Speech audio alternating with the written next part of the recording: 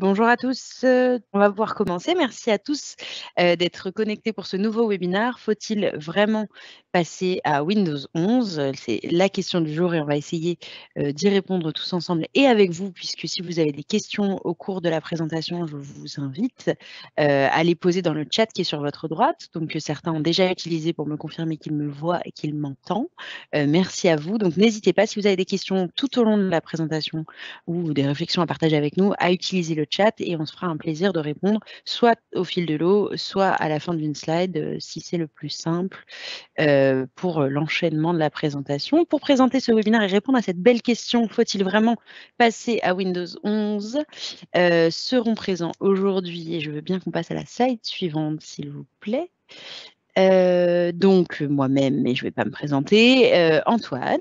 Bonjour à tous, donc Antoine Laureau, je suis actuellement ingénieur avant-vente pour Progelis. Je suis rattaché à l'agence de Lyon et je m'occupe au quotidien d'accompagner nos clients autour de leurs besoins sur les solutions Microsoft, de comprendre avec eux en quoi ces solutions peuvent répondre à leurs attentes et également finalement quelle est la meilleure stratégie de mise en place et de déploiement de ces solutions dans leur écosystème. Merci Antoine. À tes côtés et à mes côtés également pour répondre aujourd'hui, Alexandre. Eh bien, bonjour tout le monde, merci pour votre présence. Je m'appelle Alexandre Sequinel, certains me connaissent déjà, je suis team leader donc, de l'équipe Modern Workplace Endpoint pour l'agence de Lyon.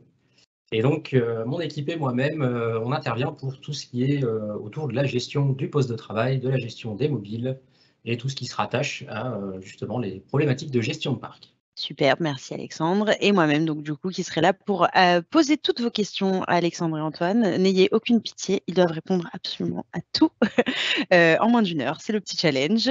Au sommaire d'ailleurs pour occuper cette heure, donc une première partie sur le contexte, puisque Windows 11 n'arrive pas, à partir de rien, mais à partir d'un antécédent. Qu'est-ce que Windows 11? Comment y aller? Puisque c'est un petit peu la question. Quels sont les aspects de la sécurité qui sont abordés et apportés par la solution? Les impacts d'une migration et la synthèse. Donc, est-ce qu'il faut passer à Windows 11 ou est-ce qu'il ne faut pas passer à Windows 11? Est-ce qu'on répond vraiment à cette question? Vous verrez, mais on répond normalement vraiment à cette question. Pour commencer, donc je donne la parole à Antoine pour la partie contexte. Tout à fait. Merci Lucille. Donc effectivement, on va commencer par un petit peu de contexte aujourd'hui ensemble. L'idée, c'est de contextualiser un peu le monde dans lequel on peut travailler, dans les organisations qu'on peut accompagner aujourd'hui. Je pense que vous en êtes absolument tous conscients. Aujourd'hui, le travail collaboratif et le télétravail sont devenus la norme dans l'ensemble des organisations. Quand on parle d'organisation au sens large. On ne fait pas de discrimination du tout. On parle bien entendu des entreprises privées, TPE, PME, grands groupes, etc. Mais on parle également dans les organisations de tout ce qui va être lié au public, les collectivités, les établissements de santé, etc. Aujourd'hui, ce télétravail et ce travail collaboratif, c'est la norme. Et pour ça, on a voulu vous mettre finalement 4 chiffres qui aujourd'hui illustrent plutôt bien la transition qui est en train d'être opérée d'un point de vue travail. Aujourd'hui, il y a 1/3 des salariés français qui font à minimum une journée de télétravail par semaine. Donc, ça veut dire qu'une journée par semaine, ils utilisent aujourd'hui des PC, des smartphones, des tablettes à leur domicile et ils accèdent finalement au système d'information depuis ce nouveau lieu de travail. On a aujourd'hui 20% des employés français qui n'utilisent aucun outil informatique. Ce chiffre, aujourd'hui, il diminue sans cesse, il se réduit sans cesse au fil des années. Aujourd'hui, on a énormément d'employés qui, encore 5 ou 10 ans, n'utilisaient absolument pas l'informatique, qui l'utilisent au quotidien. On peut par exemple penser à des livreurs. Aujourd'hui, un livreur, il a son pad, son smartphone, toute la journée pour livrer ses colis. Et encore 5 ans ou 10 ans, il avait une fiche, un listing pour suivre sa tournée. On peut également parler des personnes dans le domaine de la santé. Une infirmière aujourd'hui passe sa journée sur différents systèmes d'information, ce qui n'était absolument pas le cas il y a encore une dizaine d'années. Autre chiffre qui est intéressant, aujourd'hui, il y a plus de 2/3 des dirigeants français qui pensent que le télétravail va continuer de se développer. Là encore, on voit que cette transformation qui s'est opérée déjà avant le Covid et qui s'est extrêmement accélérée par la crise sanitaire va perdurer. Les dirigeants pensent aujourd'hui effectivement que le télétravail va encore plus devenir la norme dans les années qui viennent. Et enfin, le dernier chiffre qu'on voulait vous mettre en avant dans ce contexte, c'est aujourd'hui, on a 37% des sociétés françaises qui ont subi des temps d'inactivité non planifiés, et ça c'est extrêmement important, des temps d'activité non planifiés dus à des pannes de leur système d'information. Donc là encore, on se rend compte que finalement, de plus en plus de collaborateurs accèdent au système d'information, utilisent des applications dans leur système d'information, et pour autant, on continue d'avoir des pannes et des soucis dans ces systèmes d'information. Et donc, ça induit effectivement, bien entendu, des problématiques liées au travail des personnes qui sont à distance ou des personnes qui sont dans les entreprises. Pour continuer sur le contexte, aujourd'hui, on a une utilisation qui est de plus en plus poussée du travail hybride. Qu'est-ce que le travail hybride? C'est travailler de n'importe où, travailler n'importe quand et travailler de manière toujours sécurisée. C'est j'ai un collaborateur qui travaille à partir de n'importe quel périphérique, qu'il soit chez lui, qu'il soit dans les transports, qu'il soit sur le lieu de travail, et il doit travailler en tout cas de manière sécurisée, quel que soit le périphérique et quelles que soient les applications sur lesquelles il peut y accéder. Des employés toujours plus connectés, ça j'en ai parlé déjà. Aujourd'hui, on a des gens qui sont sur le terrain, qui il y a encore une dizaine d'années n'accédaient pas du tout au système d'information, qui aujourd'hui y accèdent de manière permanente sur cette partie-là du système d'information. Et du coup, qu'est-ce que ça induit, ce travail hybride, travailler n'importe où, n'importe quand, quel que soit le périphérique? Ça induit finalement, au niveau des DSI, un besoin fort de normalisation. On a besoin de contrôler, on a besoin de sécuriser, on a besoin de s'assurer que l'environnement de travail de l'ensemble des collaborateurs est le même et complètement et pleinement sécurisé pour l'intégralité des collaborateurs qui peuvent y accéder. Et donc un chiffre également qui est mis en avant, c'est qu'aujourd'hui, on avait plutôt une tendance qui était relativement stable dans les dépenses IT sur ces dernières années. Et depuis la crise sanitaire, de nouveau, il y a un rebond des dépenses informatiques qui sont liées justement à la mise en place de nouveaux systèmes d'information, de digitalisation au sein de nos organisations. Donc voilà, c'était rapidement pour vous présenter le contexte dans lequel on est amené à travailler de plus en plus et dans lequel vous êtes amené aussi à travailler de plus en plus. Et qui dit finalement digitalisation, travail collaboratif, dit forcément système d'exploitation. Et aujourd'hui, le plus gros système d'exploitation que l'on retrouve dans ces organisations, c'est un système d'exploitation qui est développé par Microsoft.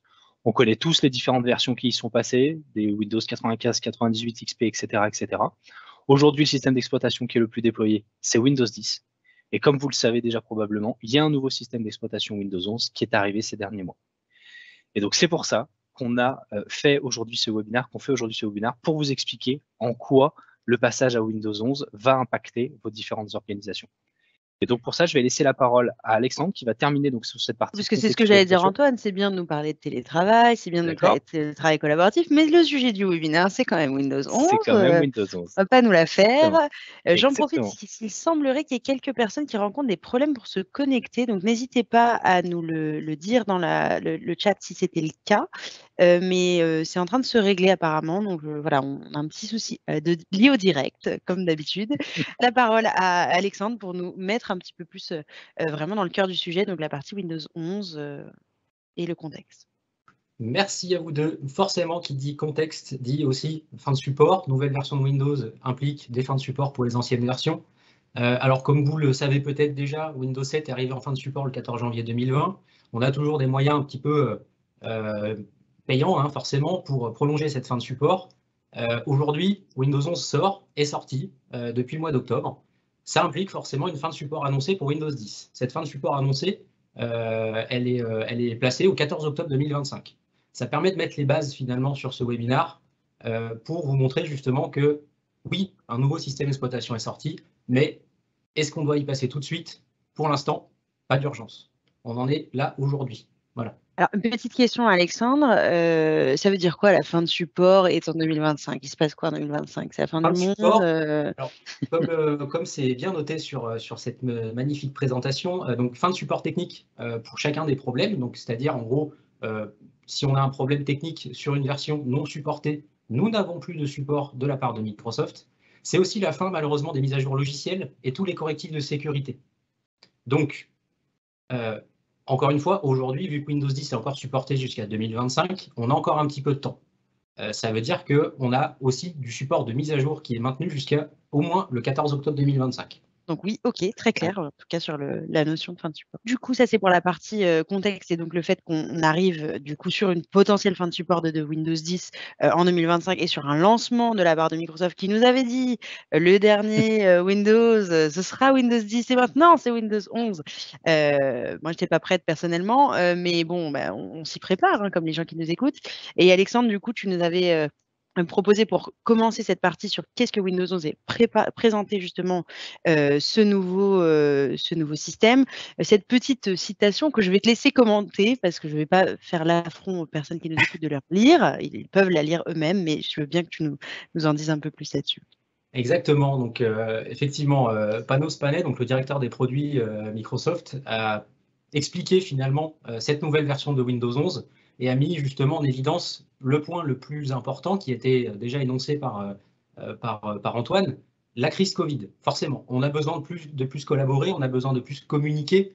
Donc, il fallait finalement un système d'exploitation qui intègre finalement tous ces changements de vie qu'on a dû tous traverser. Et du coup, parce que la Covid, c'était surtout un accélérateur, ça aurait pu arriver un peu plus tard, mais là, c'est vrai que tout s'est passé très vite, donc beaucoup de changements, donc le besoin d'un nouvel OS. Tout à fait, c'est ça, le besoin d'un nouvel OS. On le verra un petit peu plus loin, finalement, Windows 11, en termes d'ergonomie, c'est une évolution de Windows 10 qui a intégré justement les besoins finalement qu'on a tous eus, c'est-à-dire la collaboration en grande majorité.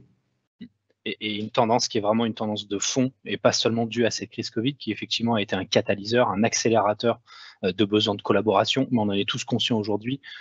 Finalement, il ne va pas y avoir un après-Covid. On est dans une nouvelle ère de collaboration, de digitalisation, et ça va simplement s'accélérer encore dans nos organisations. Et c'est pour ça aussi que Microsoft a voulu mettre en place un OS qui soit réellement tourné vers ces aspects collaboratifs. Et donc, tu l'as dit toi, Alex, tu as dit le mot, tu l'as dit évolution, puisqu'on n'est pas apparemment sur une révolution, et j'amène la transition sur la slide suivante, avec ce nouvel OS Windows 11, et tu vas enfin rentrer dans le vif du sujet et nous dire qu'est-ce qui fait cet OS Windows 11 qui est différent du reste. Tout à fait. Alors, effectivement, il y a eu un peu de teasing. On est bien sur une évolution et pas une révolution. Donc là, j'entends quelques personnes respirer un grand coup et faire ouf, donc pas de panique. On ne démarre pas un projet de migration demain, il n'y a pas d'urgence. Encore, comme l'a dit Alexandre, hein, on est sur un support Windows 10 qui va perdurer, qui sera peut-être étendu, comme ça a pu être le cas déjà sur différents OS, etc. précédemment. Donc une évolution, pas une révolution. Par contre, c'est une évolution qui amène des choses quand même qui sont intéressantes justement pour les organisations que l'on peut accompagner actuellement. Donc en bref, sur 6 grands principes, Windows 11, qu'est-ce que c'est? Globalement, déjà, si on parle pour les utilisateurs, c'est une nouvelle expérience. Vous avez déjà peut-être pu le voir dans les différentes communications de Microsoft, sur des vidéos, sur les réseaux sociaux, etc.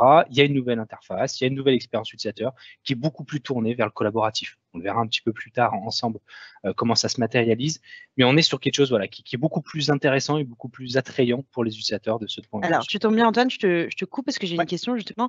Je pense qu'on parle beaucoup de collaboration depuis le début du webinaire et du coup, quelqu'un nous demande est-ce que ça sous-entend que dans Windows 10, il n'y a pas de collaboration, il n'y a pas de fonctionnalité collaborative? Alors, absolument pas, puisque comme on le dit, on est sur une évolution et pas une révolution. C'est-à-dire que Microsoft, les briques qui avaient déjà été mises par Microsoft en place d'un point de vue collaboration, elles ont été poussées à leur extrême, justement. Donc, dans Windows 10, bien entendu, on avait des briques de collaboration. Vous les utilisez déjà probablement dans vos organisations. Ce qu'on dit aujourd'hui, c'est que Microsoft a accéléré encore ce pas-là de la collaboration avec Windows 11, justement. Donc okay, ça, c'était très clair, pardon. Non, mais donc sur la partie expérience utilisateur, on le reverra un petit peu plus tard, effectivement, ce que ça peut changer. Deuxième brique qui est intéressante, c'est le niveau de sécurité. Aujourd'hui, vous n'êtes pas sans savoir que la cybersécurité au sein des organisations, c'est un enjeu qui est majeur. Vous le savez déjà, et peut-être que vous avez déjà fait face à ça.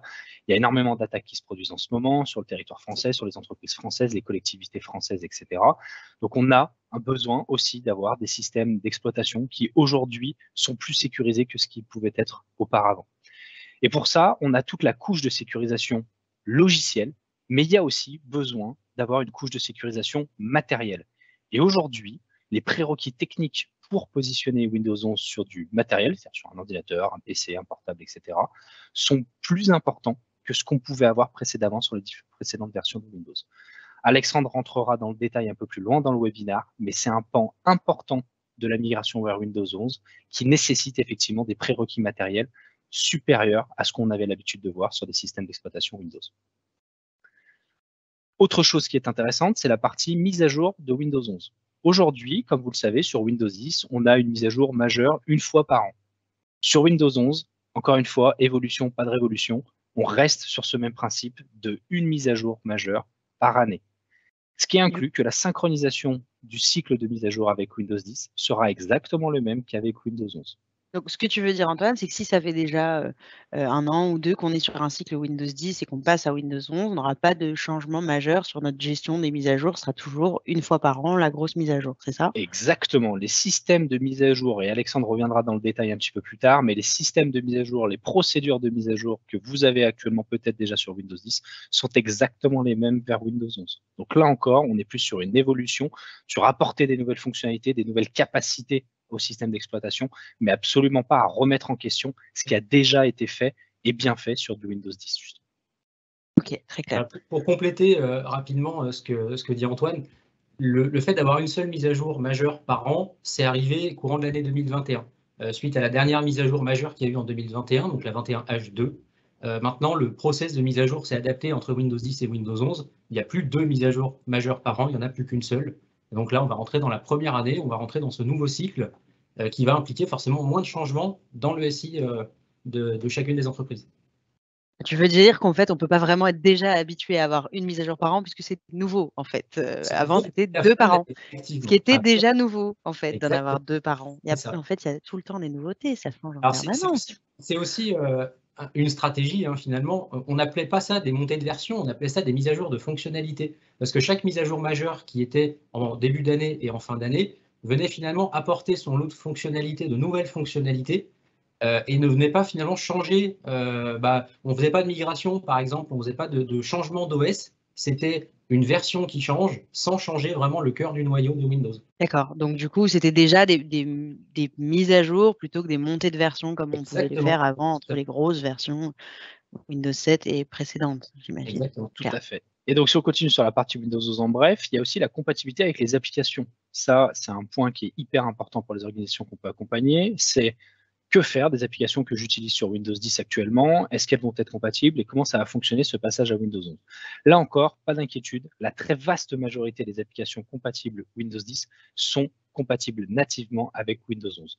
Ça ne veut pas dire qu'il ne faut pas les tester en amont, ça ne veut pas dire qu'il ne faut pas valider leur fonctionnement plein et entière sur la partie Windows 11, mais aujourd'hui, on est aussi sur une mise à jour de Windows 10, finalement une nouvelle version de Windows 10 qui s'appelle Windows 11, mais donc avec une rétrocompatibilité des applications qui est pleine et entière d'un point de vue Microsoft. Autre chose qui est intéressante, c'est la mise. Pardon, vas-y, Lucille. Ouais, non, j'avais une question, parce qu'on sait que la prise en charge des applications avant Windows 10, ça a été très compliqué sur certaines migrations. Hein. Je sais pas, moi, je me rappelle un peu, mais c'est ma vue marketing, je les voyais de loin, mais on sait qu'on a des consultants et des clients qui ont vécu difficilement certains passages. Mais on a une personne qui écoutait ce que vous disiez sur la partie mise à jour et qui nous demandait quand même, il reste les monthly patchs, les patchs qui passent tous les mois avec des petites modifications, j'imagine, de sécurité. Ça reste, que ce soit sur Windows 10 ou sur Windows 11, même si on passe avec une seule mise à jour par an. Exactement. Bien entendu. Ça bougera pas. Ça bougera pas.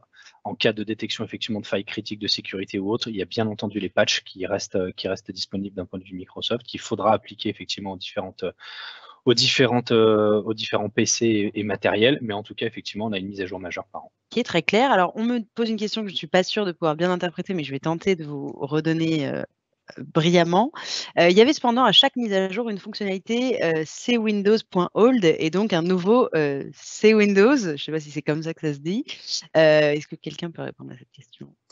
Je peux répondre. Effectivement, c'est toujours le même principe. Il y a aussi, en fait, c'est aussi tout le paradigme finalement entre, ce n'est pas une mise à jour, c'est pas une montée de version énorme, mais ça reste quand même une montée de version. D'où la présence justement du Windows.hold, effectivement. D'accord, donc ça reste une fonctionnalité utilisable.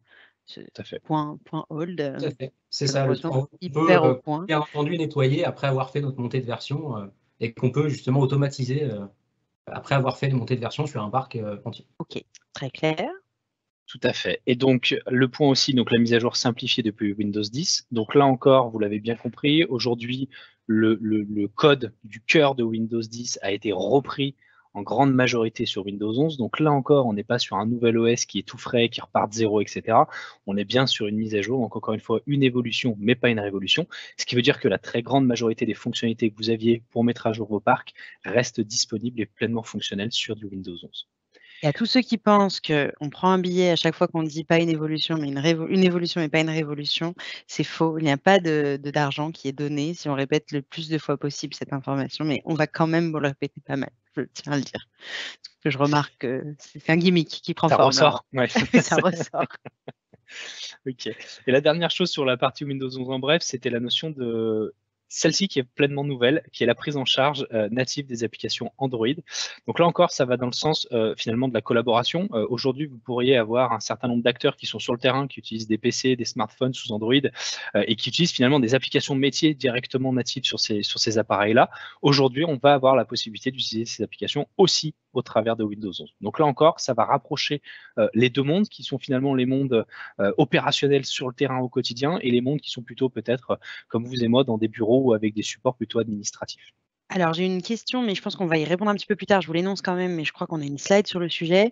La question est, est-ce que Progelis peut nous accompagner dans la vérification de la compatibilité de nos applications Windows 11?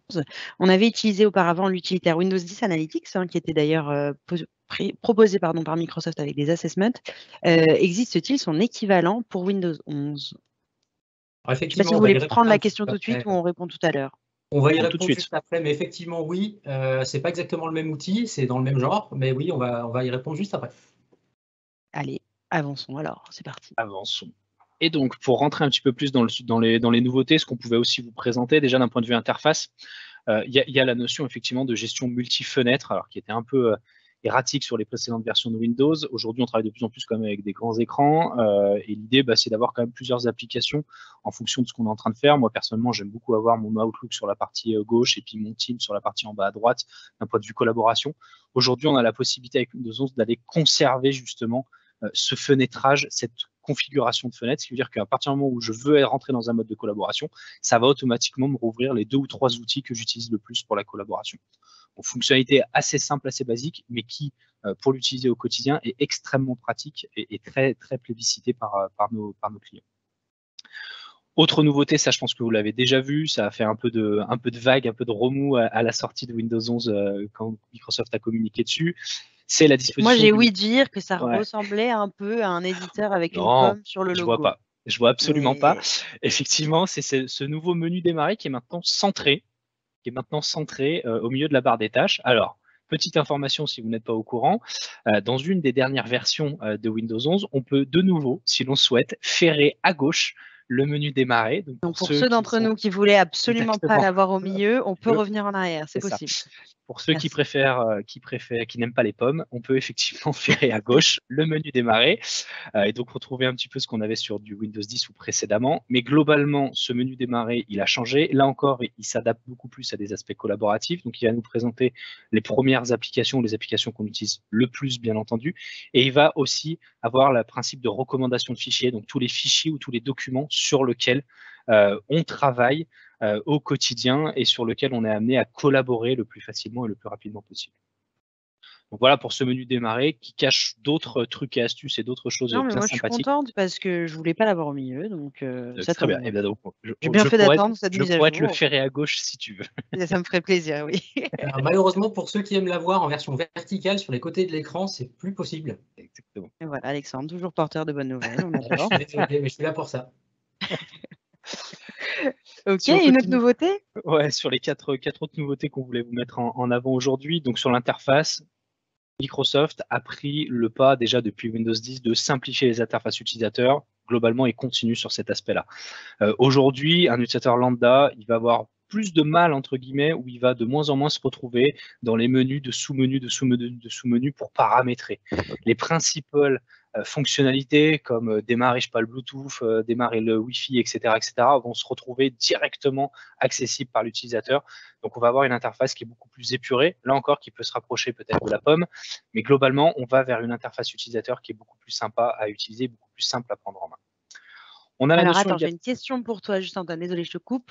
Sur ce qu'on disait avant justement de ferrer le bouton démarrer sur la gauche, ouais. on me demande si c'est possible d'automatiser le fait que ce soit j'imagine sur tous les postes, sur un parc, de dire on veut que tous les postes, soient avec Ouais. le menu à gauche ou c'est Tout à fait. chacun qui doit faire l'action? Non, non, non. Alors, soit chacun peut faire l'action, c'est dans les paramètres du panneau de configuration assez classique de Windows, mais on peut bien entendu le déployer et le forcer entre guillemets pour l'ensemble des utilisateurs. Donc ça veut dire que si on n'aime vraiment pas le menu du milieu et on veut l'imposer à tous ces C'est ça, utilisateurs, le menu à gauche, c'est possible? c'est possible. Ah, c'est C'est génial, possible. j'adore. Alors, Moi attention j'adore. aussi, une des petites subtilités justement entre Windows 10 et Windows 11 en termes d'administration et de gestion globale d'un parc. Avant, on avait une certaine manière pour formaliser un menu démarrer. On exportait un fichier qui était au format XML. Maintenant, la formalisation en termes de fichier, c'est un format JSON. C'est juste la seule subtilité. Donc, on ne peut pas avoir de menu démarrer qui soit adaptable directement sur Windows 11 qui provient de Windows 10. Donc, il faut toujours de la même manière, finalement, faire notre menu démarrer, l'exporter, ou alors utiliser, il y a des utilitaires qui existent pour choisir un petit peu ce qu'on veut mettre dans notre menu démarrer, et à la fin, ça nous génère un fichier JSON qu'on vient intégrer de la même manière qu'on faisait sur Windows 10. Voilà, je tiens à vous dire qu'il y a quand même quelqu'un dans le chat qui est d'accord avec vous que c'est vraiment dommage qu'il n'y ait pas de menu vertical, c'est une blague. C'était très pratique, je suis d'accord, notamment sur les écrans qui sont en 16/9, voilà donc mais bon, ça peut arriver le menu vertical là, on n'est pas sur un truc, fini. Enfin fini, si fini oui, mais il peut y avoir des mises à jour quoi, vous voyez ce Je que je veux pense qu'il dire? peut toujours y avoir des mises à jour. Après, il y a un user voice qui peut exister aussi sur le retour du menu en vertical. Ça peut être. Voilà. Et je Ça crois peut qu'on faire peut l'objet d'ailleurs d'une. proposer des fonctionnalités, hein, sur le site Windows 11, il ne faut pas hésiter, hein. Peut-être Ouais, que tout plus à on est fait. nombreux on sera à dire qu'on veut des menus verticaux et plus nos chances, augmenteront, je pense. On me demande si c'est par GPO qu'on peut pousser du coup les menus, sur la gauche? Alors, il faut paramétrer, comme je disais, le menu. Alors, ça pouvait être fait par GPO, ça peut être fait aussi par un logiciel de gestion de parc. Donc, bien entendu, oui, c'est un petit peu comme avant, ce paramètre-là. Alors j'ai d'autres questions sur la GPO, mais on va peut-être les garder pour après parce que je pense que vous allez présenter des choses qui vont vous aider là-dessus. Donc avançons et puis je reviendrai sur les questions par la suite. Pas de souci. Mmh. Sur les autres nouveautés, il y a le bureau virtuel qui est apparu sur Windows 10, qui reste d'actualité sur Windows 11, mais qui a été optimisé encore une fois d'un point de vue collaboration. Donc là, je vous laisserai aller voir les détails si vous voulez, mais en tout cas, c'est une des nouvelles fonctionnalités qui est encore plus poussée par Microsoft et qui effectivement apporte des choses relativement intéressantes. Le cycle de vie optimisé, une seule mise à jour majeure, donc comme là depuis la 21H2 côté Windows 10, donc on rentre effectivement dans un cycle annuel de mise à jour majeure de l'OS. Et grosse nouveauté également, et ça Alexandre rentrera un peu plus dans le détail dans les prérequis techniques, aujourd'hui les processeurs 32 bits ne peuvent plus utiliser, enfin en tout cas ne peuvent pas prendre en charge la partie Windows 11. Donc Windows 11 ne pourra être installé que sur des PC ou des postes avec un processeur compatible 64 bits. Et là encore, Alexandre reviendra sur cette notion-là d'un point de vue prérequis technique. Et pour finir sur quelques nouveautés, ou en tout cas des fonctionnalités qui existaient sous Windows 10 et qui ont évolué vers Windows 11, je vais laisser la parole à Alexandre. Oui. Alors, comme une des questions l'a mis en évidence, effectivement, il y a eu quelques modifications entre Windows 10 et Windows 11, notamment Cortana. On n'est plus sur un Cortana qui est proposé en expérience de sortie de boîte, pour les intimes de la technique, le OOBE, ni épinglé à la barre des tâches. On a aussi Internet Explorer qui a disparu de Windows 11, qui a été remplacé par Edge Chromium. Et bien entendu, à l'intérieur, on a toujours un mode IE qu'on peut paramétrer par GPO aussi, pour spécifier qu'un certain site, ou plusieurs sites d'ailleurs, doivent s'ouvrir en mode de compatibilité Internet Explorer. Ensuite, on a perdu le mode S sur les versions Pro et Enterprise. C'est uniquement disponible sur les versions Home aujourd'hui, Home et Famille. On a eu une petite adaptation, une petite évolution de l'outil capture d'écran et capture et croquis qui finalement ont fusionné sous un seul produit qui s'appelle outil capture d'écran, qui était, il avait le mérite d'être là avant, il est un petit peu mieux maintenant. Comme on l'a déjà dit, la barre des tâches a été retravaillée, donc malheureusement, elle peut être uniquement affichée en bas de l'écran. Pour l'instant, on désespère À pas. gauche ou à Ça droite, évoluera un ou au jour, centre. À gauche ou à droite, mais en bas pour l'instant. Exactement, toujours en bas. On a un nouveau store Microsoft. Alors, graphiquement, ça a été retravaillé. Comme l'a dit Antoine, effectivement, ça intègre aussi des applications Android. C'est assez récent comme fonctionnalité. Mais graphiquement, ça a été remanié. C'est un petit peu plus joli. Ça fait un petit peu plus professionnel. Encore une fois, je sais que dans une majorité d'entreprises, le store est bloqué. Mais ça mérite d'être là et ça permet de télécharger des applications, mettre à disposition certaines applications qui auraient été poussées par par le biais de l'entreprise finalement. Et enfin, il y a une dernière fonctionnalité qui a été améliorée finalement depuis Windows 10. On avait un mode concentration avant. Ce mode concentration s'appelle le mode focus. Alors pour ceux qui ont déjà Windows 11, je vous invite déjà à aller dans l'application qui s'appelle Horloge et alarme. Le mode focus est dedans et on peut spécifier justement des heures de concentration et on peut autoriser certaines applications à nous déranger pendant ces fameuses heures de concentration. Donc il a été remanié, il est plus efficace que sur Windows 10. Est-ce que je peux bloquer tous les messages Teams que m'enverrait Antoine pendant que je suis en période de focus ou pas? C'est possible de bloquer quelqu'un? Non, bloquer quelqu'un, malheureusement, on ne peut pas. On peut bloquer tout Teams, mais on ne peut pas bloquer quelqu'un spécifiquement. C'est terrible de ne pas pouvoir J'apprécie cette demande, Lucille.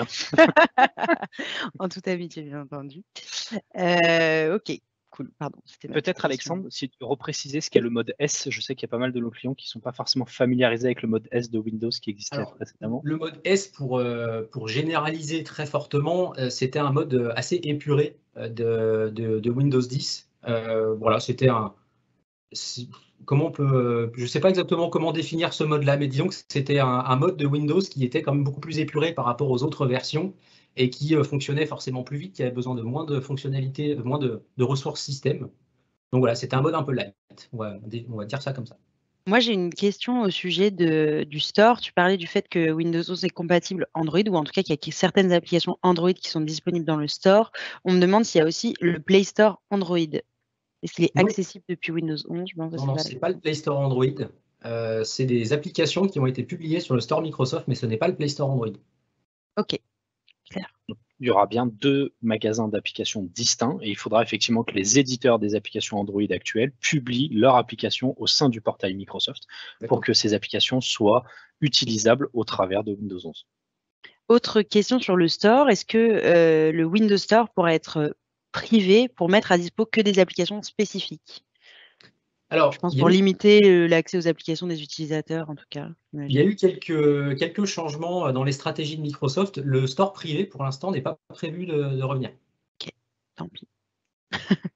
Ok, pas de souci. J'ai pas d'autres questions sur ces petites fonctionnalités. J'espère pour la personne qui nous demandait aussi de préciser les éléments qui avaient disparu par rapport aux fonctionnalités sur Windows 10 qu'on a bien répondu. En tout cas, si vous aviez d'autres choses qu'on aurait oubliées, n'hésitez pas à me la faire remonter dans la conf et comme ça, on les reprécisera ensemble.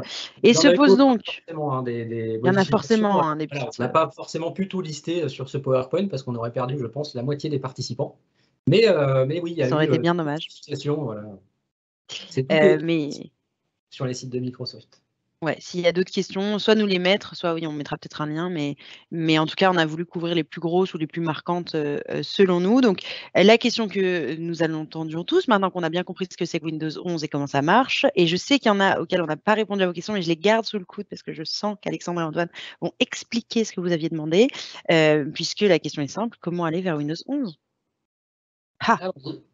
Alors, on va rentrer dans le vif du sujet. Alors, quelles sont les spécifications requises aujourd'hui pour être compatible avec Windows 11? Déjà, il faut un processeur qui a une fréquence à minimum de 1 GHz ou plus, avec au moins 2 cœurs sur un processeur 64 bits, forcément. On a dit tout à l'heure, le 32 bits a été retiré. Alors, je ne vais pas vous donner toute la liste des processeurs compatibles parce qu'il y en a une liste qui est plus longue que moi. Mais toute la liste des prérequis est disponible sur le lien qui est tout en bas de l'écran. Donc en termes de processeurs, on a une liste assez conséquente. Que je vais vous mettre dans la conversation parce que vous ne pouvez pas le merci. mémoriser complètement, pas de problème. Alors en termes de sécurité, donc comme disait Antoine, il y a eu quelques évolutions de sécurité, notamment au niveau des prérequis qui sont nécessaires pour Windows 11. Il faut déjà que la machine possède une puce TPM en version 2.0 minimum. Ça, c'est un des prérequis les plus importants qui a fait quand même couler beaucoup d'encre sur Internet. Il faut qu'il y ait un module de plateforme sécurisé, version 2. Du coup, c'est disponible uniquement sur des PC relativement neufs, c'est ça ce que tu me disais quand on préparait le... Alors, relativement neuf, oui et non. Les puces TPM ont commencé à être bien démocratisées à partir de 2016, plus ou moins. Donc, à l'époque, c'était des prix qui changeaient quand même pas mal de choses pour les acheteurs. Aujourd'hui, les puces TPM sont en grande majorité intégrées justement au pricing des revendeurs d'ordinateurs. Mais effectivement, c'est des PC qui ont 10 ans, par exemple, on peut, sauf contre-indication, non pas de puce TPM, donc c'est un peu compliqué de passer sur Windows 11. Oui, pardon, parce que je pensais à moi-même qu'un PC qui a plus de 10 ans, déjà le passer sur Alors, je dis pas Windows que c'est 10, pas enfin, possible. Je dis pas que c'est faut que pas ce soit bien possible. entretenu, quoi. C'est Grande chance quelqu'un de que ce très soit pas soigneux avec possible. son ordinateur. Ouais.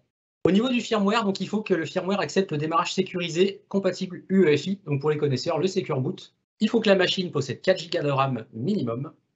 Et il faut une carte graphique qui soit compatible avec DirectX 12 ou alors avec des pilotes compatibles WLDDM 2.0. Donc voilà, c'est une carte graphique pas forcément la plus récente du monde, mais il faut un certain niveau de carte graphique pour avoir cette compatibilité avec Windows 11. Pour savoir si déjà notre PC de façon unitaire est compatible, on a une application qui s'appelle PC Health Check. Donc on peut installer sur notre poste de travail, ça analyse les composants et ça nous dit oui ou non si on est compatible pour Windows 11. Donc c'est un petit peu ce qu'on disait tout à l'heure, le nouveau Windows 10 Analytics. Pas du tout. Pas du tout. Ah, wow. Si proche et pourtant si loin. Eh oui, exactement. Mais alors, tu vois, il y a un truc qui aurait dû te mettre la puce à l'oreille, c'est les termes d'après. Endpoint Analytics. On reste sur l'analytics. On a un nouveau produit finalement, pas forcément si nouveau que ça, mais avec une nouvelle appellation qu'on appelle Endpoint Analytics. Et donc, cette fonctionnalité-là nous permet justement d'avoir un état des lieux totalement global sur notre parc en termes matériels, en termes logiciels. Et l'avantage d'Endpoint Analytics, c'est vu que c'est une solution qui a quand même intégré des fonctionnalités récentes, d'une manière tout à fait native, nous avons une colonne qui nous dit si notre PC est ready to upgrade jusqu'à Windows 11. Voilà. Et si dit not ready Alors, si on est not ready, ça nous explique pourquoi on ne l'est pas. Si on n'a pas de puce TPM, si on n'a pas le Secure Boot, si notre processeur n'est pas compatible, si on n'a pas assez de RAM. On a aussi un prérequis de disque dur que je n'ai pas mis dans cette slide-là, mais il faut que notre disque dur soit de 64 Go minimum. Donc ça peut être aussi un prérequis assez important pour certaines entreprises. Alors j'ai une autre question. Alors je suis pas sûre de la comprendre, mais donc la question est pourquoi cette restriction alors qu'on peut contourner tout cela avec des clés de registre? Beaucoup de PC sont suffisamment puissants pour les faire tourner. J'imagine la restriction de la puce TPM. Je ne suis pas sûre. Donc c'est exactement ça. La puce TPM, finalement, cette restriction, on peut la contourner par clé de registre, bien entendu. Malheureusement, si on a un problème, Microsoft ne voudra pas nous aider forcément, et on ne sait pas jusqu'à quand on pourra contourner cette contrainte finalement. Donc, certes, c'est possible. On a beaucoup de PC qui sont largement compatibles pour Windows 11. Par contre, vu que l'objectif quand même de Windows 11, c'est d'augmenter la sécurité pour tout le monde, contourner une mesure de sécurité, c'est forcément un peu contradictoire avec l'objectif final de cet OS. Mais effectivement, c'est possible de la contourner. On ne peut que déconseiller de le faire à hauteur d'un parc, finalement, de façon unitaire pour des tests, aucun problème. Mais on n'est jamais à l'abri qu'à une prochaine mise à jour, ce contournement soit plus possible. Et ouais. Donc du coup, à la question pourquoi avoir mis en place cette restriction, malheureusement, encore une fois. La sécurité. La sécurité. La sécurité. Voilà. Et on a un troisième moyen finalement, si on ne veut pas déployer PC Health Check ou Endpoint Analytics sur notre parc, on peut aussi valider la compliance de nos PC via un script. Alors c'est un script qui a été mis à disposition par Microsoft, qui nous ressort finalement ce qu'on pouvait voir dans le Windows 10 Analytics. Il nous ressort un statut, ready to upgrade, finalement. Et ça nous indique la raison pour laquelle le PC, s'il n'est pas ready, la raison pour laquelle on doit changer quelque chose. Ouais. Alors, j'ai une question, mais je crois que tu vas en parler un petit peu après. Oui. Endpoint Analytics est-il disponible sur MEM et ou MECM ou comme j'aime à l'appeler, MECM, bien entendu, et j'espère que beaucoup de personnes reprendront ça. Je ne suis pas la seule. Donc, Endpoint Analytics est pleinement disponible sur Endpoint Manager, donc le nouveau nom, on va dire, d'Intune. Et c'est aussi possible de l'avoir sur SCCM, l'ancien nom de MECM, ou MECM, comme tu as envie de le dire. Donc oui, c'est disponible sur les deux outils et ça nous permet justement de remonter toutes les informations, alors soit sur SCCM, soit sur Endpoint Manager. Donc oui, c'est possible. Ok, cool. J'ai deux ou trois autres questions, mais je vais les lire et je te laisse avancer. Je les poserai après. Je les ai sous les yeux aussi, t'inquiète pas. Pour bien les poser. Voilà. Alors, une des questions centrales finalement de ce webinaire, c'est aussi pour ça qu'on est là. Et moi, dans tout ça, finalement, je peux me poser la question, quand passer à Windows 11 ? Donc, comme on l'a déjà défini, ce n'est pas une révolution. Donc, vu qu'on a encore du support jusqu'à octobre 2025, bien entendu, il n'y a aucune urgence aujourd'hui à passer à Windows 11. Il faut bien entendu commencer à préparer l'adoption, mais il n'y a pas d'urgence relative à ce changement d'OS. En termes applicatifs, est-ce que les applications seront compatibles? Alors, selon Microsoft, oui, on a un très très haut niveau de compatibilité entre Windows 10 et Windows 11. Si jamais on rencontre des applications qui ne sont pas compatibles durant la première phase de test finalement qu'on fera de notre OS, si on a des applications qui ne sont pas compatibles, on peut soumettre ces applications à un service Microsoft qui s'appelle App Assure, qui va on va soumettre l'application à Microsoft et Microsoft va voir exactement ce qui peut bloquer et voir si l'application peut être compatible d'une manière ou d'une autre avec Windows 11. Donc, on a presque toutes les applications qui sont compatibles et dans le cas d'une incompatibilité, on peut toujours s'adresser à Microsoft pour soumettre l'application. Voilà. Mes machines sur mon parc, comme on le disait, finalement, pas tout le monde n'est compatible, dû à certaines restrictions, notamment à la puce TPM, à la présence de la puce TPM. Il faut bien entendu qu'on ait un processeur 64 bits, ce qui exclut d'emblée finalement tous les processeurs 32 bits.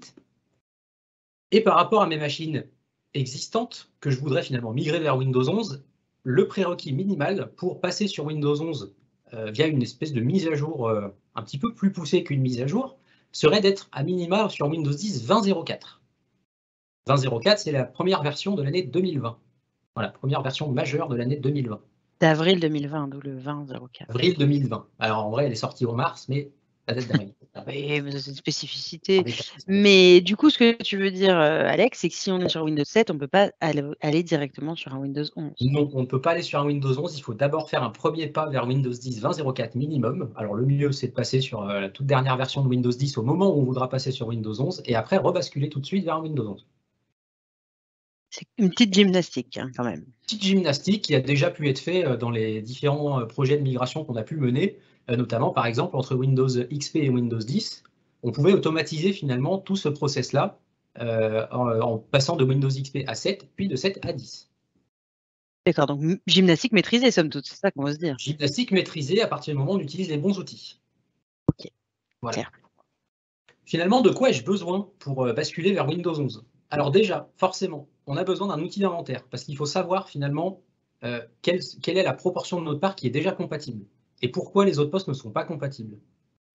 Il faut définir une méthode de montée de version. Alors des méthodes, on en a quelques-unes. Si on utilise un logiciel type MECM ou MDT, on peut se poser la question, est-ce que je fais une fresh install, donc une réinstallation totale de mon OS, ou est-ce que je fais juste une montée de version ou une upgrade? Donc, il faut définir cette méthode de montée de version et cette méthode peut changer finalement en fonction des types de population qu'on a dans notre entreprise. Et bien entendu, le dernier prérequis pour moi que je trouve très important pour basculer sur Windows 11, il faut un plan d'accompagnement utilisateur. On ne va pas donner un nouvel OS aux utilisateurs en leur disant débrouillez-vous. Il y a des modifications graphiques, ce n'est pas des modifications extrêmement complexes à manipuler, mais il faut que les utilisateurs soient conscients que graphiquement ça change, qu'on a certains outils qui fonctionnent un petit peu différemment d'avant, et qu'on a peut-être des fonctionnalités qu'avant on n'utilisait pas, qu'on pourrait utiliser, qui pourraient nous faciliter notre travail de tous les jours. D'accord, donc notamment si la barre de démarrer est au milieu ou si elle n'est pas en verticale et qu'avant elle l'était, ça c'est des éléments qu'il faut anticiper avec un petit plan d'accompagnement utilisateur, un peu de communication. Exactement, un petit plan de communication pour expliquer les changements les plus majeurs qu'on va juste voir, et après des changements à l'utilisation. On peut bien entendu penser à nos utilisateurs qui ont besoin de collaborer, qui ont besoin de travailler, qui ont besoin d'être le plus efficace possible dans leur travail de tous les jours. On peut leur proposer des solutions pour améliorer leur vie quotidienne. Ok, très clair.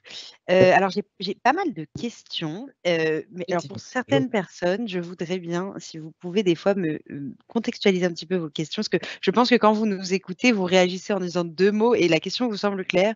Pour moi, à la lecture, des fois, il manque un peu de détails, mais on va essayer de les prendre une par une. Première question, Alexandre, pouvons-nous passer en Windows 11 via Intune? Oui, on peut passer en Windows 11 via Intune. On a la possibilité de faire ce qu'on appelle un ring d'update, de feature update, qui va passer nos PC sur Windows 11. Voilà. C'est le même ring qu'on pourrait faire de Windows de feature update pour passer en Windows 10 de par exemple 20.04 à 20.09. C'est exactement le même. Et voilà, on peut faire comme ça. On doit faire comme ça finalement. Donc ça, c'est possible et on peut le faire aussi si on n'est pas tout en Intune, on peut le faire aussi? Alors, on peut le faire donc via, par exemple, je vois la question pour Ivanti. Alors déjà, pour MECM, on peut le faire aussi. Bon, c'est dans une slide juste après, d'ailleurs, je crois.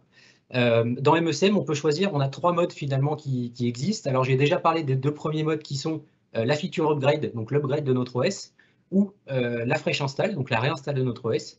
Et on peut aussi partir du principe qu'on veut faire comme une mise à jour tout à fait standard. Et on va appeler ça du servicing. Et le servicing, on peut le déployer par MECM, on peut le déployer par WSUS aussi. Et pour répondre à la question pour Ivanti, en termes de déploiement avec Ivanti, finalement, ça va être un peu la même chose. Chaque version de Windows qui est déployée, dans l'ISO, on a un exécutable qui s'appelle setup, qu'on peut paramétrer avec des commutateurs. Et il y a toujours un commutateur qui s'appelle upgrade. Donc finalement, sur Ivanti, je ne l'ai pas manipulé de très nombreuses fois, et encore moins pour faire des séquences de tâches, pour installer des OS. Mais il y a toujours les moyens pour partir d'un produit, d'un exécutable Microsoft, et l'intégrer dans n'importe quel utilitaire qui nous permet de faire de l'automatisation de processus. OK, très clair et merci à la personne qui avait posé la question d'avoir donné un petit peu plus de détails pour qu'on puisse y répondre.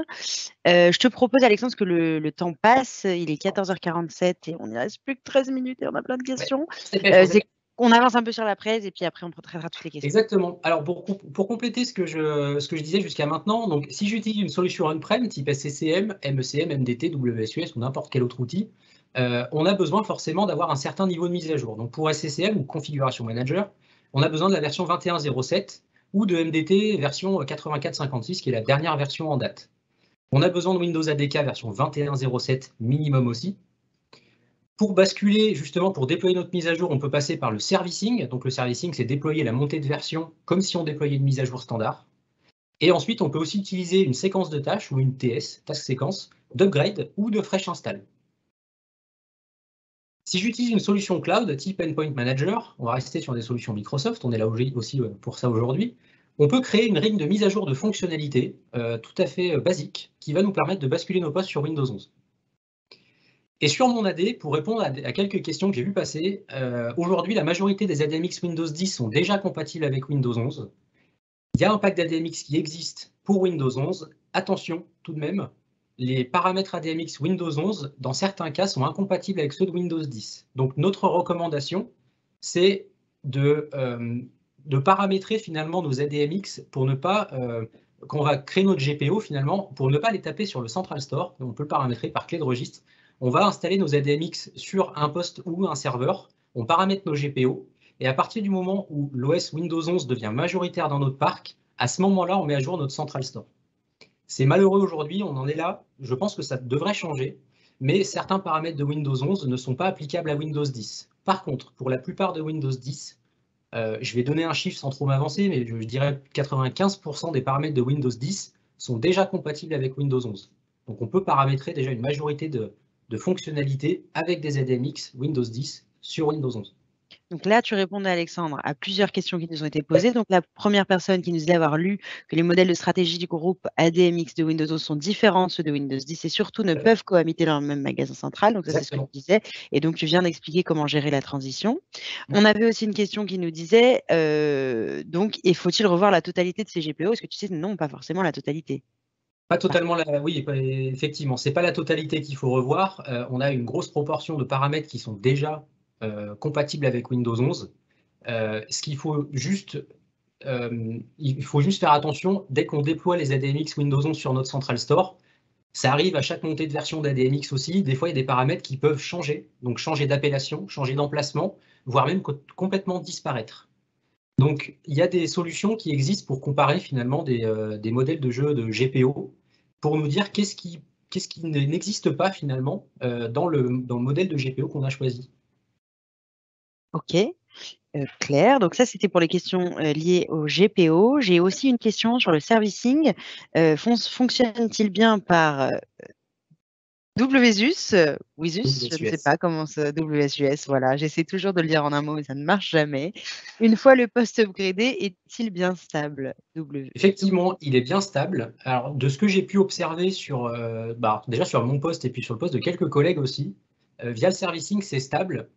La seule chose que j'ai pu observer, c'est directement après la mise à jour, le PC, je ne sais pas pourquoi, je ne sais pas expliquer pourquoi aujourd'hui, mais le PC a quelques lenteurs.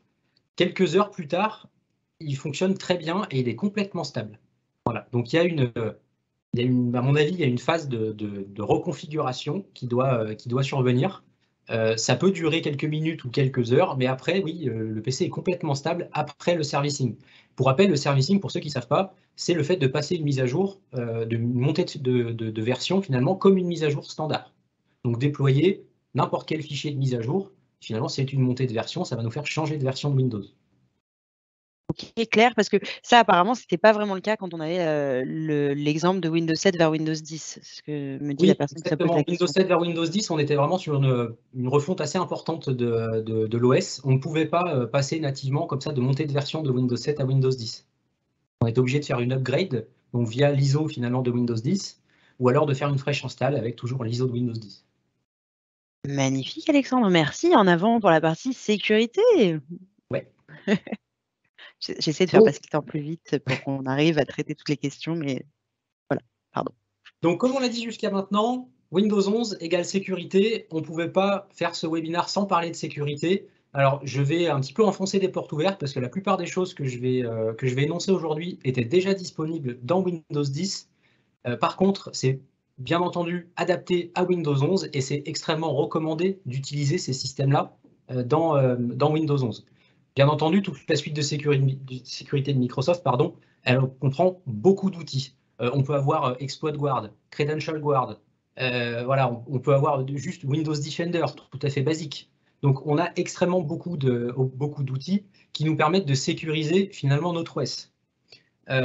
Si on prend par exemple le premier item de cette slide, System Guard, ça nous permet finalement de complètement isoler notre poste de travail de certaines menaces. Donc on va containeriser via de la virtualisation finalement notre OS, on va containeriser nos applications, on va containeriser notre kernel. Donc ça nous permet de conserver vraiment une sécurité optimale sur le hardware de notre PC. Bien entendu, on a déjà énoncé ces besoins-là. On a besoin de TPM et de UEFI. C'est un niveau de sécurité qui est non négligeable. TPM peut aussi signifier BitLocker, donc chiffrement du disque. On a Windows Defender qui est intégré, qui était aussi déjà intégré à Windows 10, qui est toujours intégré à Windows 11. Pour ceux qui ça intéresse, il y a pas mal de comparatifs entre tous les antivirus, y compris Defender, qui se positionnent extrêmement bien sur le marché. On peut avoir énormément de stratégies de réduction de surface d'attaque, donc on peut bien entendu paramétrer par GPO, qu'on peut paramétrer par Endpoint Manager. On peut utiliser exploit de protection, donc toujours pareil, des stratégies qui nous permettent de sécuriser notre OS. On a aussi toute une fonctionnalité qui s'appuie sur tout un mécanisme de virtualisation. Donc c'est le HVCI, donc l'intégrité du code protégé par l'hyperviseur. Et donc c'est bien entendu basé sur la virtualisation pour virtualiser tout ce qu'on a à virtualiser. On peut aussi imaginer l'utilisation de Application Guard pour containeriser Edge, par exemple, pour être sûr que ce qu'on exécute dans Edge ne va pas infecter notre PC, par exemple. Et enfin, pour piloter toutes ces options de sécurité, on fait pas mal de promotions sur les outils, justement, Defender for Endpoint et Defender for Business. Donc, toujours en fonction du nombre de postes de votre parc. Aujourd'hui, on a la solution Defender for Endpoint qui nous permet de centraliser finalement comme une console antivirus standard pourrait le faire, centraliser les menaces, les incidents, ce qu'on pourrait aussi visualiser toutes les alertes qu'on pourrait rencontrer dans notre parc. On a tout un système de gestion de stratégie, toujours par Intune, qui nous permet de manipuler Windows Defender, de manipuler Smart Screen, de manipuler exploit de protection ou la réduction de la surface d'attaque. Voilà, pour la partie sécurité. Ok, clair. Juste pour ceux d'entre vous qui me demandent s'il sera possible d'avoir les diaporamas, oui, on vous les envoie après le webinaire avec la vidéo. Donc, si vous voulez la revoir ou l'envoyer à quelqu'un, ou si vous loupez, parce que là, je pense qu'on va déborder pour répondre à toutes les questions et vous avez loupé les 10 dernières minutes et votre question, nous, on va répondre à toutes les questions. On ne partira pas sans avoir répondu à toutes les questions, donc vous pourrez réécouter les réponses. C'est pas un problème. Une question pour toi, Alexandre. Concernant les performances applicatives entre Windows 10 et Windows 11, avons-nous une différence? Alors, en termes de performance applicative, aujourd'hui, on n'a pas forcément assez de recul pour dire que c'est plus performant sur Windows 11 que sur Windows 10. On a des réponses en termes de compatibilité, mais en termes de performance, en termes justement de gestion du hardware, Windows 11 a été amélioré par rapport à Windows 10. Donc, si Windows 11 fonctionne mieux en règle générale, forcément les applications fonctionneront mieux aussi. Ok, superbe, merci Alexandre. Et on va passer aux impacts et on traitera des questions après. Tout à fait. Donc sur la partie impact, il y a 4 gros impacts que l'on voit et qu'on a pu identifier. Je pense que vous avez pu les ressentir dans notre présentation aujourd'hui avec Alexandre notamment. Premier impact sur l'organisation. Aujourd'hui, il va falloir demain intégrer finalement le cycle de vie de Windows 11 au parc existant. Comment le faire? On a vu, Windows 10 va continuer à vivre pendant un certain nombre d'années, mais il va falloir faire cohabiter à un moment ces différents OS. Aujourd'hui, on sait que faire cohabiter Windows 10 et Windows 11, ça ne pose pas de problématique majeure. Alexandre en a parlé, on a de la synchronisation sur les mises à jour, on a un certain nombre de GPO qui sont compatibles entre l'un et l'autre des systèmes, etc., etc. Donc faire cohabiter deux OS, aujourd'hui, n'est pas un problème en soi. Par contre, il va falloir le plus rapidement possible anticiper effectivement ce passage à Windows 11 pour éviter les écueils que vous auriez pu déjà avoir et qu'on a tous connus de migration d'un système d'exploitation vers un autre. Les grands projets de migration d'XP vers 7 qui duraient des années, etc. Aujourd'hui, on n'en veut plus personne n'en veut. Et donc, intégrer au plus tôt le cycle de vie de Windows 11 à votre parc existant est une bonne pratique et une recommandation que nous, on pourrait faire d'un point de vue projet 10.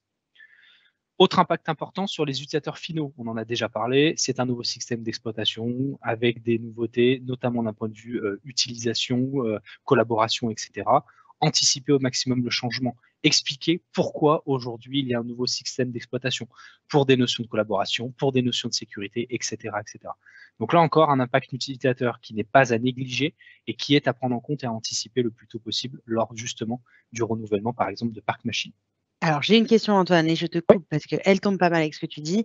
Pour toi, enfin pour nous, qu'est-ce qu'on suggère d'attendre? On suggère d'attendre encore combien de temps avant de passer sur Windows 11?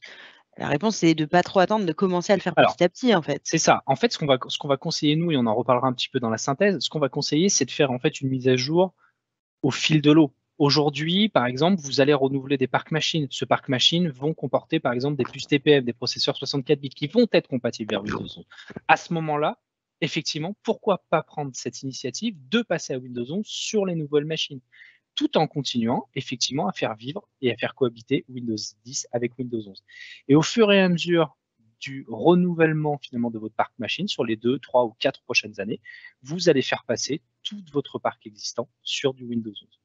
Donc, et arriver avant la fin de support, tu voudrais dire. Et arriver avant la fin de support, on est d'accord. Aujourd'hui, une machine, c'est 3 à 4 ans d'existence de vie au sein d'une organisation. C'est le temps que l'on a de support jusqu'à la fin de Windows 10. Donc pourquoi pas, effectivement, sur les nouvelles machines qui rentrent dans votre parc, directement les passer sur Windows 11. On a vu encore une fois que les impacts étaient quand même relativement mineurs. On est encore une fois sur une évolution et pas une révolution. Dans ces cas-là, pourquoi pas prendre le pli dès maintenant de passer à Windows 11 et de faire cohabiter ces deux systèmes d'exploitation pendant quelques années. Superbe, merci. Autre impact donc sur les applications métiers, encore une fois, Microsoft le dit et nous on vous le dit par expérience, il y a la très vaste majorité des applications qui sont compatibles. Par contre, ça n'empêche pas effectivement de tester, de valider, de contrôler leur compatibilité. Si ce n'est pas le cas, Microsoft peut vous accompagner, Projet10 peut vous accompagner. L'idée encore une fois, c'est d'anticiper au plus tôt la fin du support de Windows 10 pour être sûr qu'une fois que le parc ou l'intégralité du parc sera sur Windows 11, vous ayez bien la pleine capacité d'utilisation de vos applications. Et attention, Antoine, je te coupe encore puisque j'ai des questions sur la compatibilité. Première question, comment est-ce qu'on peut analyser la compatibilité de l'ensemble de son parc si on n'a pas SCCM, MECM ou MECM pour les autres et ou Intune? Alors, comme je le disais tout à l'heure, on a la possibilité d'utiliser un script qui a été créé par Microsoft qui va nous ressortir finalement l'état des lieux sur un PC donné. Donc, il suffit d'adapter ce script-là pour, par exemple, publier les résultats sur un partage réseau. Donc, on n'a pas besoin d'outils particuliers. On peut exécuter ce script par une GPO, peut-être d'ouverture de session, peut-être de démarrage du PC, et justement récupérer ces résultats pour après, pour après travailler dessus, savoir qui est compatible et qui ne l'est pas. Merci pour cette réponse, Alexandre. J'ai une magnifique question qui suit. Pourrait-on avoir le lien pour le script d'analyse de la compatibilité Windows 11? Bien entendu, je vais récupérer ce lien tout de suite. Et on vous le met dans la conversation dès qu'Alexandre le trouve. Et donc, pour continuer en attendant, donc sur la partie, effectivement, le dernier impact que vous voulez vous soumettre aujourd'hui et qui est important, c'est l'impact effectivement sur le matériel. Encore une fois, Alexandre l'a déjà dit, on a des prérequis matériels qui sont beaucoup plus importants que ce qu'on pouvait avoir précédemment sur Windows 10, voire d'autres versions de Windows. L'idée, encore une fois, c'est pas d'aller courir chez Darty pour acheter 300 machines. L'idée, c'est effectivement, vous allez avoir un renouvellement de parc qui va arriver avant la fin du support de Windows 10. Dans ces cas-là, c'est dans ce renouvellement de parc que vous vous assurez que les prérequis vers Windows 11 sont bien respectés pour votre parc machine. Superbe, merci beaucoup Antoine. Et la synthèse, du coup, je rends la parole à Antoine, toujours. Exactement, donc pour la synthèse, et on va finir pas trop tard, donc une évolution, pas une révolution, je pense que vous l'avez entendu, n'en faites pas de cauchemar cette nuit. L'idée, encore une fois, et c'est la préconisation de Projet 10, c'est intégrer au plus tôt Windows 11, ça ne veut pas dire qu'il faut le faire demain, mais dans les mois qui viennent, pensez, réfléchissez à comment effectivement mettre en place ce Windows 11 dès maintenant, enfin dès à présent et le plus rapidement, pour que vous puissiez effectivement ne pas subir une migration longue, coûteuse, problématique dans les années qui viennent. Là encore, Progedis peut vous accompagner si vous le souhaitez. Et également dans la synthèse, l'accompagnement et la communication qui est à prévoir pour les utilisateurs. Ça, on en a parlé, on ne laisse pas les utilisateurs avec un nouveau système d'exploitation sans accompagnement, sans communication au préalable. Et ce qu'on a pu vous mettre effectivement sur la partie droite, ici, le schéma, c'est le schéma que nous, on préconise de cycle de vie d'un système d'exploitation. Encore une fois, on ne veut plus personne ne veut subir des migrations complètes d'un système d'exploitation en quelques mois, d'un parc complet de machines. Donc l'idée, c'est de mettre en place un système de cycle de vie de système d'exploitation, cycle de vie sur lequel Progedis peut vous accompagner bien entendu si vous le souhaitez, mais qui vous permettrait au fil de l'eau d'intégrer les nouvelles mises à jour de manière annuelle et de vous assurer que votre parc machine continue d'évoluer dans le temps en ayant une dette technique qui soit le plus faible possible. On a eu une question qui nous parlait de la dernière version que Microsoft promettait en 2015. Effectivement, Microsoft a annoncé que Windows 10 serait la dernière version. Ils ont sorti une nouvelle version qui s'appelle Windows 11. Je peux quasiment vous garantir qu'il y aura probablement une autre version qui sortira dans les années qui viennent. Donc l'idée, encore une fois, c'est tout de suite de se mettre dans un cycle dans lequel on va, encore une fois, upgrader, mettre à jour nos systèmes d'exploitation le plus souvent possible pour éviter les écueils des migrations longues et coûteuses. Oui, mais moi je témoigne parce que j'étais déjà chez Progedis en 2015 et j'avais entendu ce slogan qui disait: «Ce sera le dernier OS» et je trouve ça génial, voilà, en marketing, je me dis: «Oh, c'est super qu'ils fassent ça, il y a plus d'autres OS après». Voilà, petite déception quand le 11 est sorti, c'est moins joli que 10 en plus, mais bon, c'est pas grave, c'est très personnel. Est-ce que je peux te poser quelques questions? Donc, j'en ai plusieurs. Pour les clients légers, est-ce qu'il y a un intérêt d'acheter des clients légers sur Windows 11? Alors, je vois pas de contre-indication à utiliser effectivement des clients légers pour Windows 11. Aujourd'hui, OK, il y a des prérequis techniques qui sont relativement importants, mais après, il y a certains clients légers ou aujourd'hui des PC qui n'ont pas forcément, sont pas forcément des bêtes de compétition, mais qui pour autant peuvent hoster Windows 11 sans aucun problème. Autre possibilité, et qui est aujourd'hui de plus en plus répandue, c'est notamment pour des besoins, par exemple, purement bureautiques, c'est de passer sur des systèmes de virtualisation. On peut citer des systèmes de virtualisation sous Azure, sous Citrix, ou ce genre de choses. Aujourd'hui, on a de plus en plus d'organisations qui, effectivement, pour des besoins purement bureautiques, font passer l'intégralité de leurs collaborateurs, en tout cas, sur des parcs virtualisés complètement. Ok, cool. Alors j'ai une question en attente, mais il y en avait au début. Je veux bien que vous peut-être vous repreniez, soit toi, soit Alexandre, sur la partie MDT, notamment les clés de registre. Je suis pas très à l'aise sur cette partie. Alors justement, peut-être que la question mériterait un petit peu plus de détails, parce qu'on parlait justement de la modification de la clé de registre pour basculer des machines en Windows 11 qui n'ont pas de puce TPM. Encore une fois, on déconseille de faire ça. Si c'est ça la question, effectivement, il faut modifier la clé de registre dans la séquence de tâches. Je peux que déconseiller de le faire. Voilà, donc c'est clair. Et puis je pense que c'est tout bon, parce que j'avais des questions, les gens qui me disent: «C'est bon, pas besoin de poser ma question», donc on doit y avoir déjà répondu. C'était la question pour un compte local, et je peux confirmer, ça fonctionne d'utiliser un compte local. Ah, donc ça fonctionne d'utiliser un compte local, on n'est pas obligé de se connecter avec un compte Microsoft? Alors on peut se connecter avec un compte local, effectivement, sur la machine Microsoft. D'accord, magnifique, on répond à toutes les questions. Et on a fini les questions et il est 15h05, seulement 5 minutes de retard. C'est magnifique. Et ben, c'est magnifique, on a répondu à tout. Le monsieur pour la question MDT qui a complété: comment pour déployer via MDT? De la même manière que vous déployez Windows 10, Et la seule contrainte, c'est de ne pas déployer sur des PC qui n'ont pas de puce TPM. Est-ce qu'il faut que je complète quelque chose? Non, ta réponse était Non, complète non. là. C'est parfait. Je pense Voilà, qu'elle donc, était complète. Ouais. voilà, la réponse était complète, pas de puce TPM. Donc, du Voilà, coup, pour déployer avec MDT, comme sur un Windows 10, on importe l'ISO de Windows 11 et puis on fait notre séquence de tâches, ou alors on modifie la séquence de tâches de Windows 10 pour installer l'ISO de Windows 11. Et voilà, on fait de la personnalisation si on a l'envie. cool. J'ai une potentielle dernière question avant la Je- prochaine question, mais on Ouais. avait dit qu'on ne quitterait pas ce webinaire sans avoir répondu à toutes les questions. Quid des LTSC? Alors, aujourd'hui, il n'y a pas de LTSC sur Windows 11. Peut-être qu'il y aura des informations plus tard sur une potentielle version de LTSC. Ok, cool. Et pour les incultes qui ne savent pas ce que c'est que LTSC, peut-être? Long Term Service Channel. C'est Merci. des versions avec un support étendu. Ok, cool. Autre question, est-ce qu'on peut redire, ce que je pense qu'on l'a déjà dit, le prérequis pour ADMX? Alors, le prérequis pour les ADMX, comme j'expliquais, aujourd'hui, si vous avez des ADMX Windows 10, l'idée, c'est d'avoir les ADMX les plus récents de Windows 10, déjà, d'une part. Si vous commencez à déployer du Windows 11, vous installez vos ADMX sur un PC ou sur un serveur, et ensuite, sur cette machine-là, quand vous allez créer une nouvelle GPO pour Windows 11 spécifiquement, avant de le faire, il y a une clé de registre en fait, qui permet de ne pas aller récupérer les GPO, donc les fichiers ADMX finalement, sur le Central Store, mais qui permet de les récupérer en local. Donc l'idée, en fait, c'est de créer la GPO en full local d'abord, de tester cette GPO, et à partir du moment où votre parc devient majoritaire en termes de Windows 11, là, vous installez les ADMX Windows 11 sur votre Central Store. Très clair pour moi, et je crois que je n'ai plus de questions. Donc la promesse de répondre à toutes les questions est donc tenue pour l'instant. Et non, il fallait que je dise ça pour en recevoir une autre. Y a-t-il une possibilité de faire un update de Windows 10 LTSC vers Windows 11? Alors, pas à ma connaissance, malheureusement, mais ça vaut le coup de se renseigner. Et ça peut venir à terme, pour le coup. Ça, c'est quelque chose qui peut Alors, ça m'étonnerait un petit peu parce que les versions LTSC, en partant de Windows 10 LTSC, donc par exemple une 18.09 LTSC, on ne pouvait pas basculer sur une version Windows 10 20.04 par exemple.